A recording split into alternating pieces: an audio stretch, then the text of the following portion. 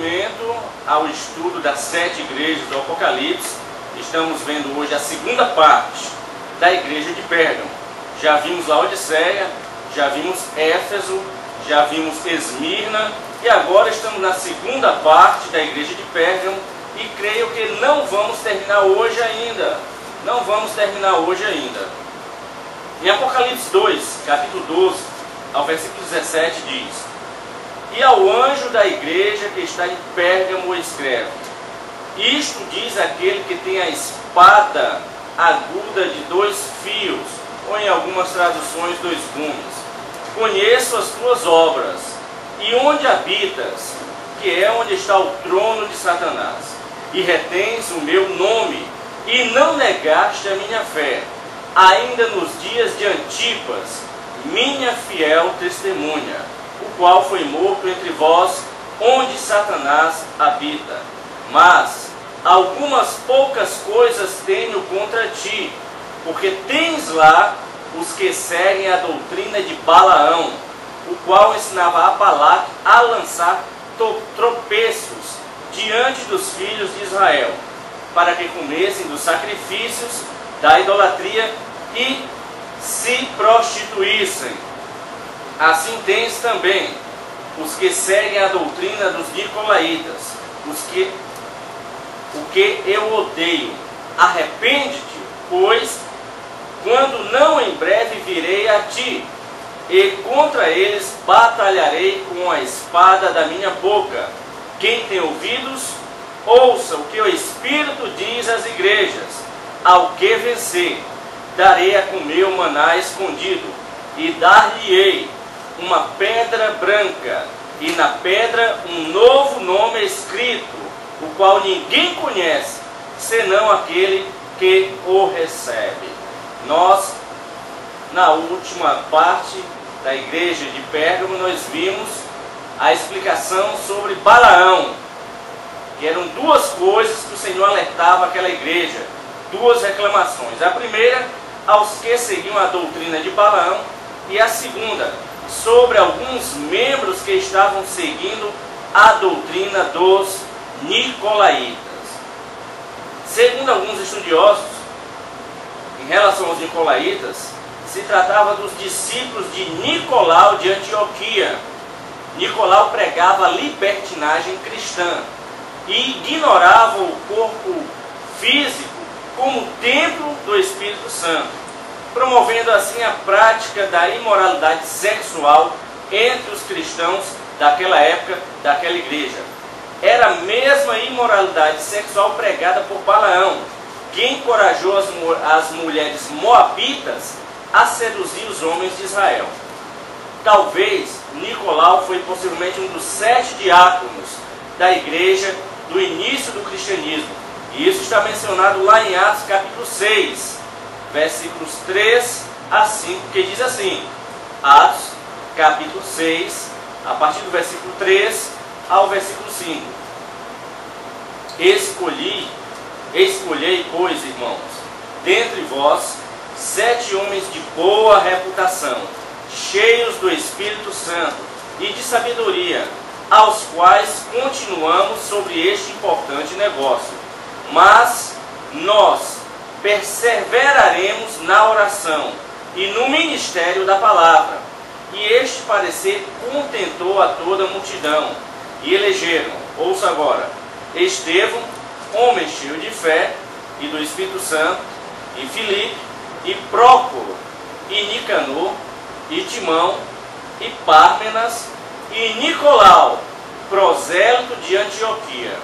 Então veja que possivelmente Nicolau era este aqui que está sendo falado, um dos diáconos dessa igreja, e que ele também possivelmente tornou-se um apóstata, se desviou negando a sua fé cristã e se tornou parte do grupo seguindo a doutrina de Balaão, que ensinou Israel a pecar por comer carne imolada aos ídolos e cometer imoralidade sexual. Clemente de Alexandria, ele diz que estes homens aqui entregaram-se ao prazer como cabras, levando uma vida sem restrição ao pecado.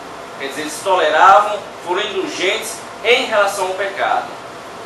Se realmente isto é verdade em relação a Nicolau, que abandonou os princípios de Deus, podemos tirar aqui grandes lições para nós. Primeiro, o que está escrito lá em Coríntios, capítulo 10, versículo 12. Aquele que pensa estar em pé, cuide para que não caia. Dependemos da vigilância para a nossa caminhada segura. Nós temos que vigiar dia a dia para o nosso sucesso espiritual. Por quê? Porque não existe supercrente. Todos nós carecemos da misericórdia de Deus. Por isso você acha que não cai, que é um super-homem, uma super-mulher. Cuidado! Porque Paulo já dizia, aquele que pensa que está em pé, cuide para que não caia. Porque o inimigo está ao nosso derredor, esperando somente uma falha para nos tragar. E nesses últimos dias, como o inimigo tem atuado, como ele tem derrubado tantos servos de Deus no meio do caminho. Por isso, vigie. Não deixe brecha para o inimigo.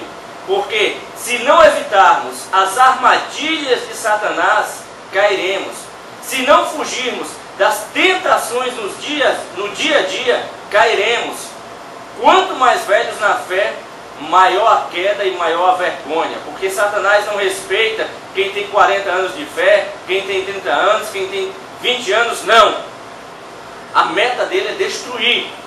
E como ele tem destruído os servos de Deus, que outrora eram grandes homens, grandes mulheres de oração, intercessores, líderes, e ele tem derrubado. Quando um líder cai, as ovelhas se dispersam e talvez nunca mais venham a participar de um rebanho. Quando um líder cai, o destroço é grande no meio da congregação. Mateus já alertava isso no seu capítulo 26, versículo 31, que diz: Então Jesus lhe disse: Todos vós esta noite vos escandalizareis em mim, porque está escrito: Ferirei o pastor, e as ovelhas do rebanho se dispersarão. Então veja que já é bíblico. Quando o líder, o pastor das ovelhas, é atingido, todas as ovelhas, uma grande parte, é dispersada. E muitos daqueles que vão para o mundo talvez nunca mais voltem. Por isso você que é líder, cuidado para não escandalizar a palavra de Deus, não escandalizar o reino de Deus, porque o peso sobre a sua vida, a cobrança sobre a sua vida, o juízo sobre a sua vida será bem maior. Dizem que os nicolaítas eram uma seita de gnósticos. Mas o que é o gnosticismo? O gnosticismo são aqueles que creem que somente o conhecimento, por meio do conhecimento, é que alcançarão a salvação. Eles não creem em mais nada, só no autoconhecimento, que através desse conhecimento é que alcançarão a salvação. Eles tentavam dominar todos, porque os nicolaítas, o nome significa dominadores do povo, isso no grego. Temos aqui algo bem peculiar, bem interessante. Os irmãos da igreja de Éfeso, eles rejeitaram os nicolaítas. É só você voltar um pouco atrás na leitura bíblica, que os irmãos da igreja de Éfeso, eles rejeitaram os nicolaítas. E isso Deus elogiou. Olha, vocês têm um ponto positivo, porque vocês rejeitaram os nicolaítas. Em Apocalipse 2,6 está dito: Tens, porém, isto, que odeia as obras dos nicolaítas, as quais eu também odeio. Então os irmãos lá de Éfeso odiavam as obras dos nicolaítas. Já em Pérgamo havia um grupo que seguia os nicolaítas. Éfeso rejeitava, mas em Pérgamo tinha um grupo lá dentro que seguia a doutrina dos nicolaítas. E é aí que muitos dizem: por que lá na minha igreja pode fazer isto e aqui não pode? É só você responder: porque aqui é Éfeso, aqui não se pode fazer isso. Porque lá as irmãs se vestem daquela maneira, à vontade, e aqui não. E você diz: porque aqui é Éfeso. Porque lá podem beber e aqui não? É porque aqui é Éfeso. Por isso, faça parte de Éfeso, que rejeita tudo aquilo que é contra a palavra de Deus. Não deixe o mundo invadir a sua igreja. Não deixe o mundo invadir seu coração. A palavra de Deus, o princípio da palavra de Deus é imutável. Deus não vai abrir mão da santidade para que o mundo entre na igreja. Você que é líder, você que é servo de Deus verdadeiro, rejeite tudo aquilo que está sendo colocado dentro das igrejas e que não tem embasamento na palavra de Deus. Porque o mundo está entrando vigorosamente, rapidamente e poderosamente dentro da igreja. Para os gnósticos e nicolaítas, o conhecimento era mais importante para a salvação. Será que a igreja cristã de hoje não está afetada pelo conhecimento gnóstico, que tudo pode? E aí tem São João Gospel, Carnaval Gospel, muita coisa que está adentrando nas igrejas para chamar o público, e não é desta maneira que vidas serão salvas verdadeiramente. Será que muitos não estão dentro da igreja e com pensamentos mundanos? Será que não estão ali só de faz de conta, mas o coração está longe, o pensamento está longe, o agir está longe da palavra de Deus? A palavra de Deus é imutável. Sede santo como eu sou santo. Sem santidade não veremos a Deus. Não vai ser a capa de religiosidade que vai nos levar ao céu, não, mas a santidade, a busca pela santidade.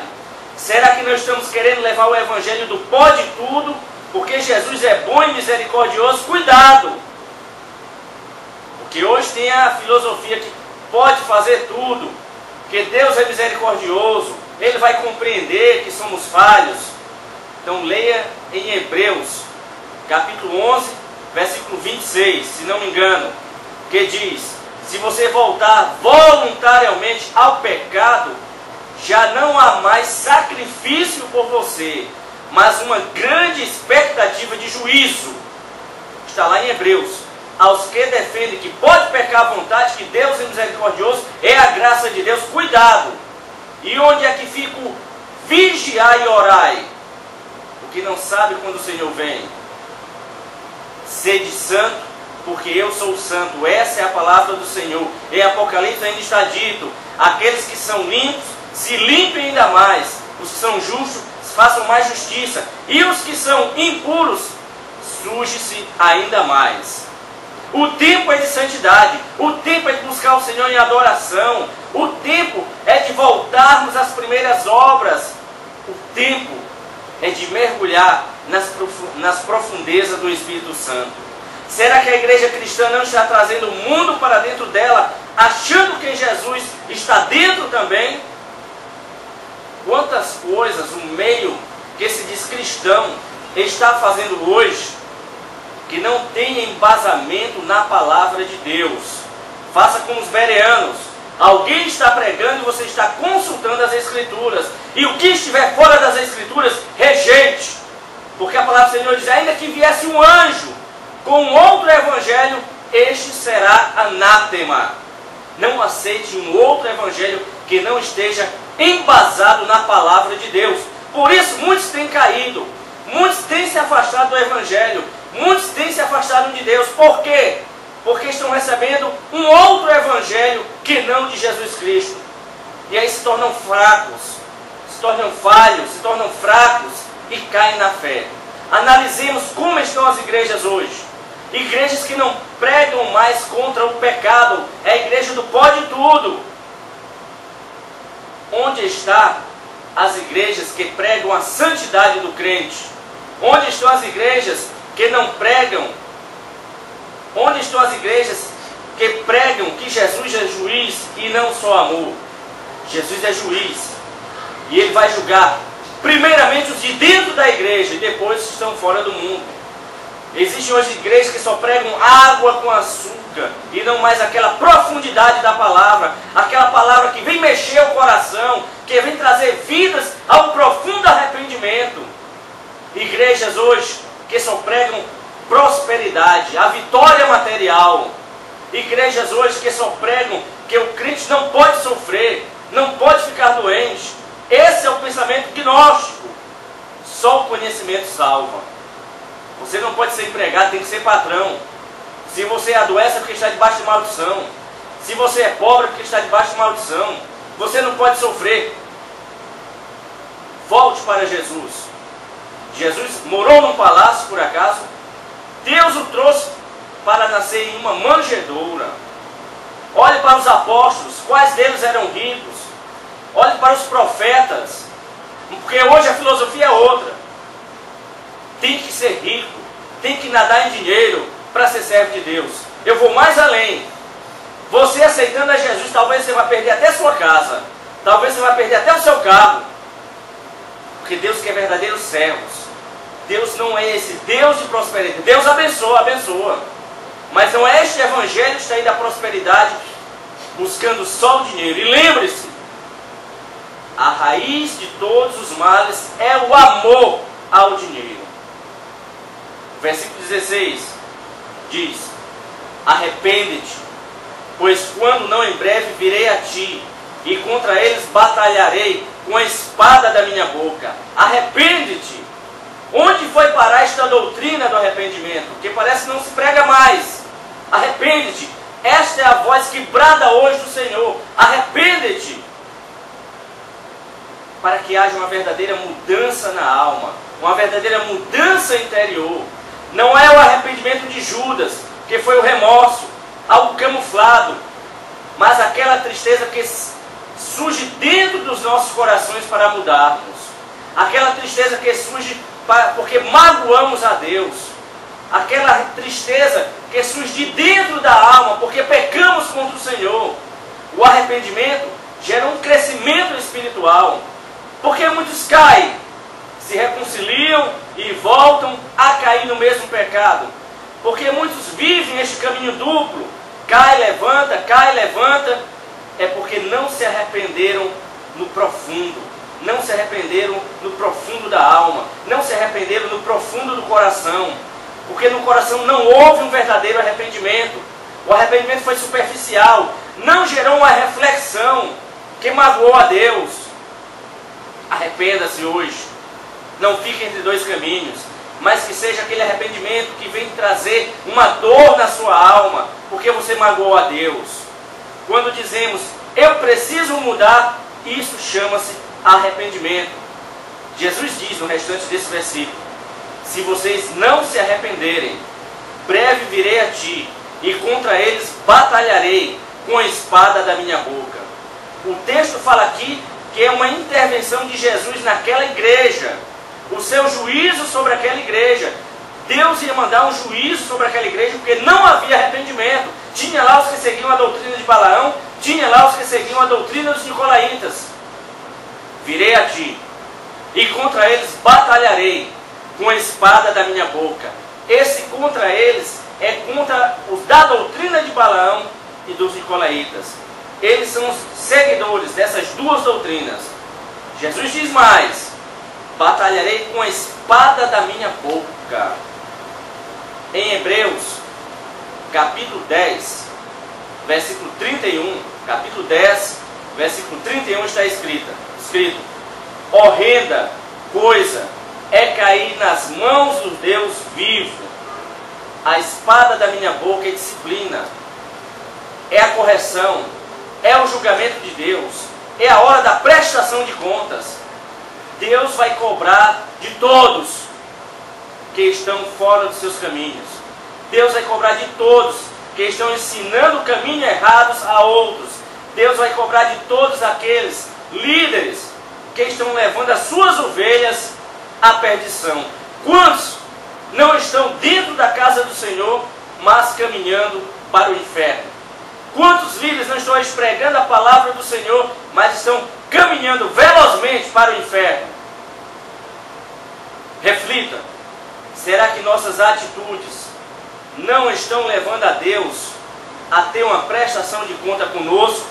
Faça essa análise da sua vida.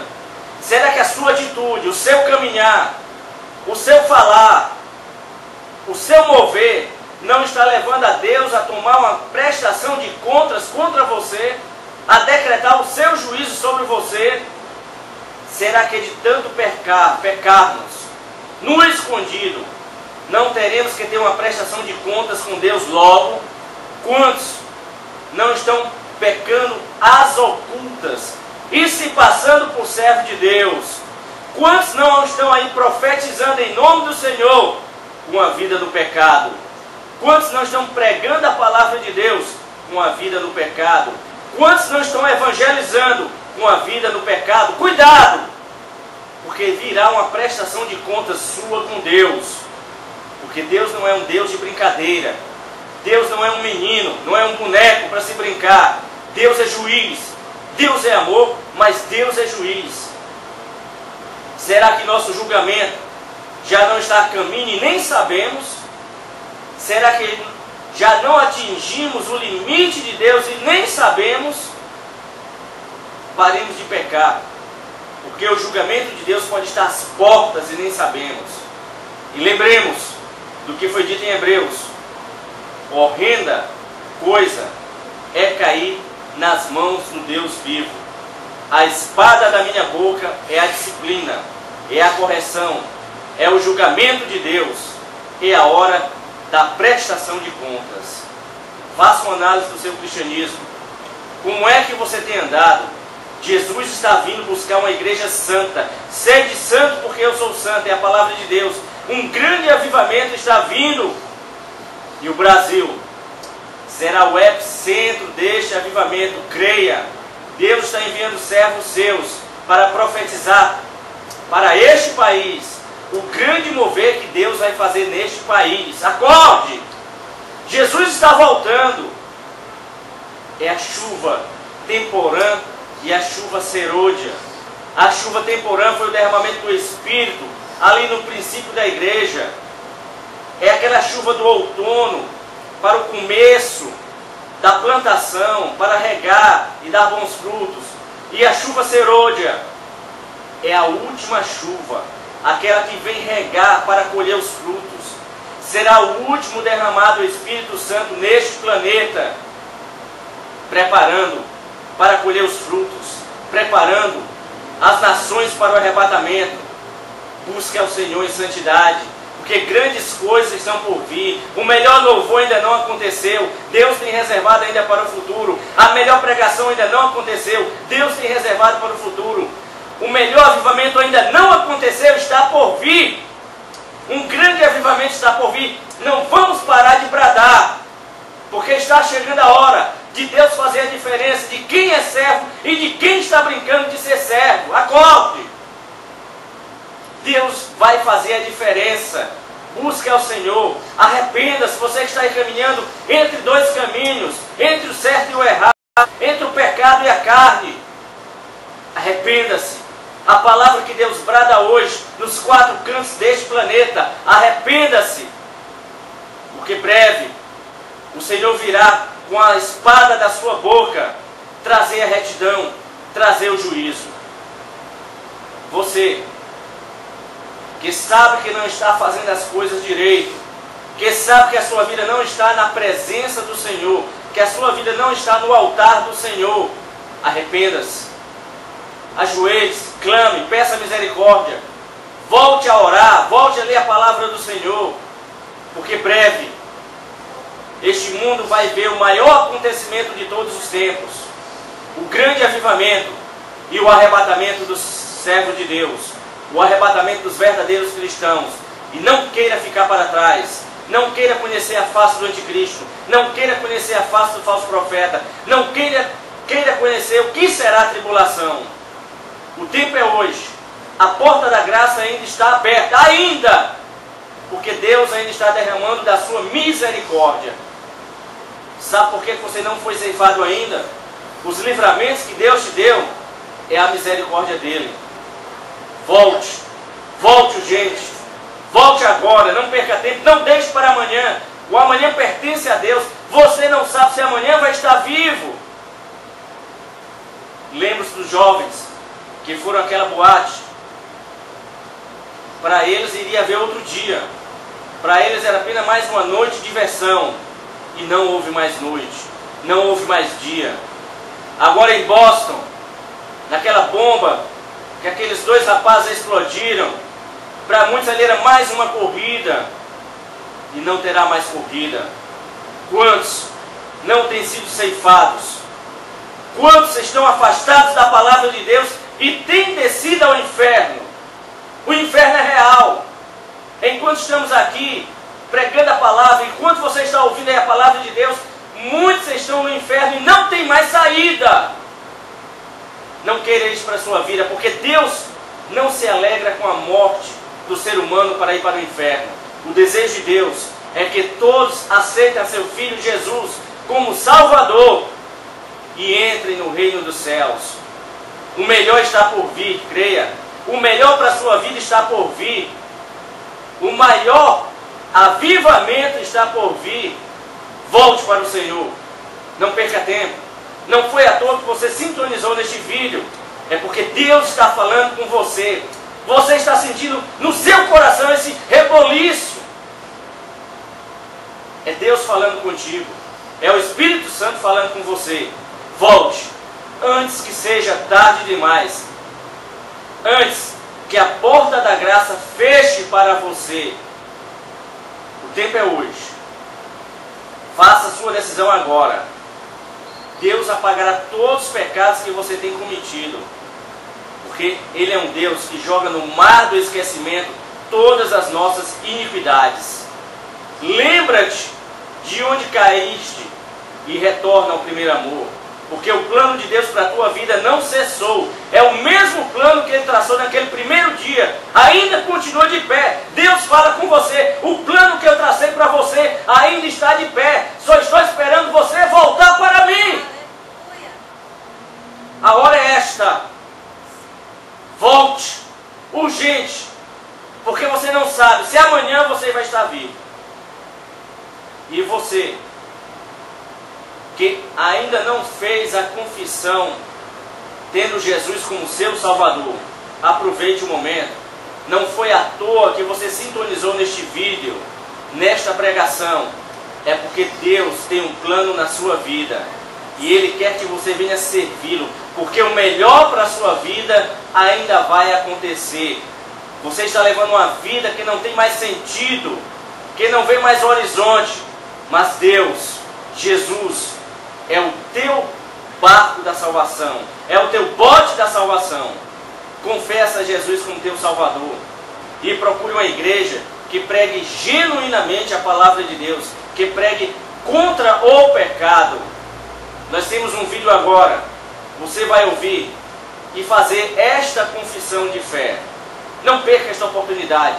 Porque Deus está levantando, está selecionando os últimos frutos para levar, para colher. Porque brevemente um povo santo vai ser tirado deste planeta. Que Deus te abençoe poderosamente. Ouça agora este vídeo, faça a sua confissão e procure uma igreja que pregue verdadeiramente a palavra do Senhor. Que Deus te abençoe poderosamente. No próximo bloco nós vamos continuar com a terceira parte da igreja de Pérgamo. Deus te abençoe poderosamente.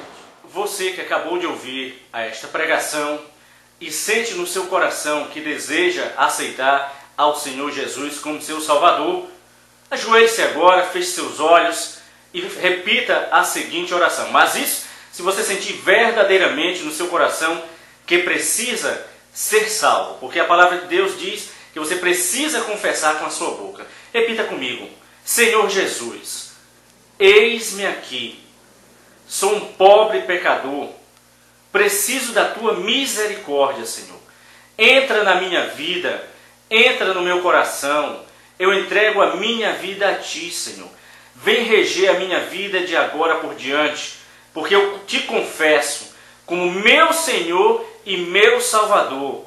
Fica comigo desde agora até o dia do arrebatamento. Me dá a tua fortaleza, Senhor, para que eu não caia, para que eu não peques mais. Me ajuda a me libertar-me a cada dia de tudo isto que eu tenho passado, de tudo isto que eu tenho sofrido. Senhor Jesus, eis-me aqui, pela tua misericórdia, salva a minha alma, porque eu estou te entregando agora a minha vida e te declaro como meu Senhor e meu Salvador, desde agora e para todo sempre.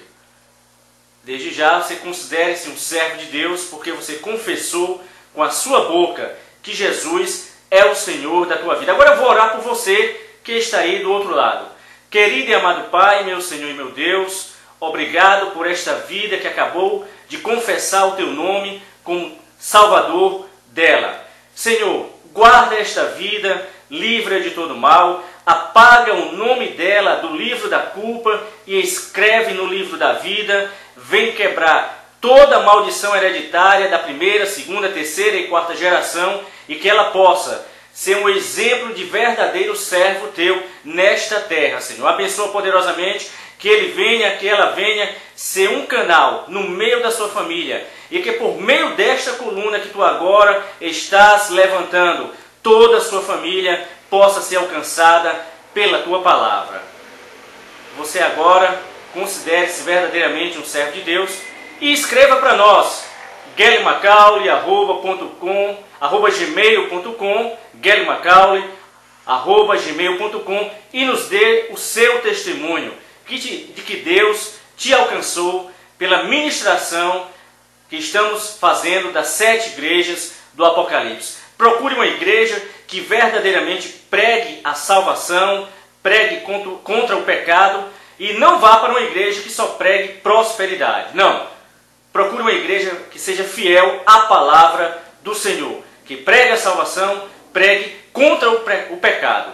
Que Deus te abençoe poderosamente e entre em contato conosco. Deus te abençoe.